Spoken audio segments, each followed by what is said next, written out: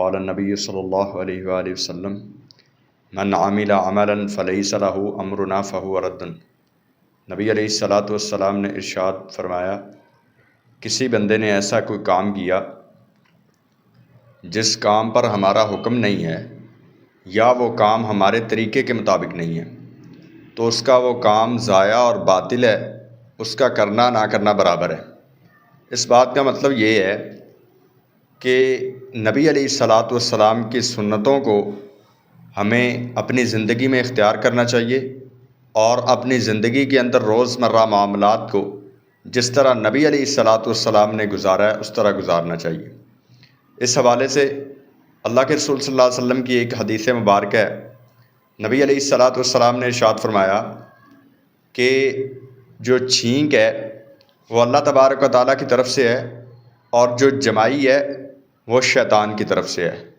تو جب تم میں سے کسی کو چھینک آئے یا کوئی چھینک لے تو وہ الحمدللہ رب العالمین اللہ کی حمد و ثنا بیان کرے، اور کسی کو جمائی آئے تو وہ ایک تو حد الوسع اس کو روکنے کی کوشش کرے، اگر نہ بھی رکے تو ہاتھ کے ساتھ منہ کے اوپر ہاتھ رکھے اور ساتھ اعوذ باللہ من الشیطان الرجیم پڑھے۔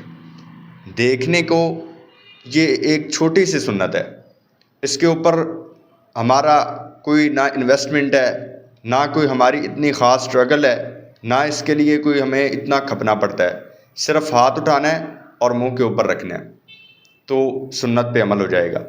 لیکن آج ہم اس سنت کو چھوڑ چکے ہیں، اور اس سنت کو چھوڑنے کا سوسائٹی کو یا معاشرے کو نقصان کیا ہوا ہے؟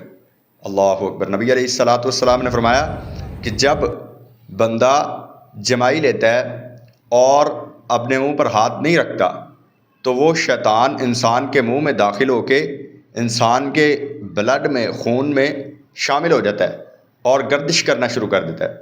اس کا نقصان کیا ہوتا ہے؟ جب گردش کرتا ہے خون کی رفتار اور گردش وہ تیز ہو جاتی ہے تو انسان کا بلڈ پریشر تیز ہو جاتا ہے۔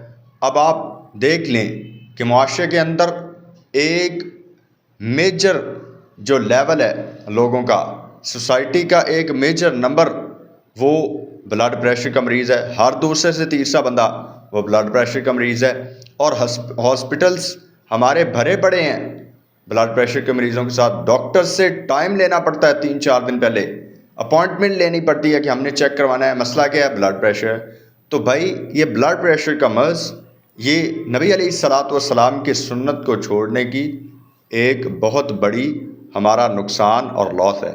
تو ہمیں چاہیے کہ ہم زیادہ سے زیادہ نبی علیہ الصلاۃ والسلام کی سنتوں پر عمل کریں تاکہ ہم معاشرتی برائیوں کا بھی خاتمہ کر سکیں اور اپنی پریشانیوں اور مصیبتوں کا بھی خاتمہ کر سکیں۔ معاذ عابد کو اجازت دیں، وائس آف پنجاب کے اسٹوڈیو کے ساتھ ایک نئی حدیث کے ساتھ حاضر ہوں گے۔ اللہ ہمارا حامی و ناصر ہو۔